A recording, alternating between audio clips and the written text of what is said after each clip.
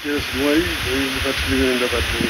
nee na li ci des nag mooy mi ngi leen di fàttali lim leen daan fàttali naka jekk. góorgóorlu ci jaamu yàlla. nee na mooy góorgóorlu ci jaamu yàlla. daw tere yi. te daw tere yi.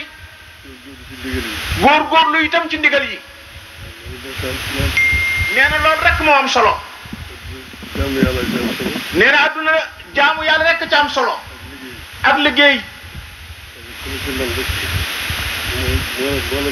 nee na kon nag ku la ci man rek gañe na la. nee na gañe na la ci adduna gañe na la ci àllaaxira. nee na kon nag nañ maa sa góorgóorlu ci. nee na moom lay digal boppam dinu ko digal.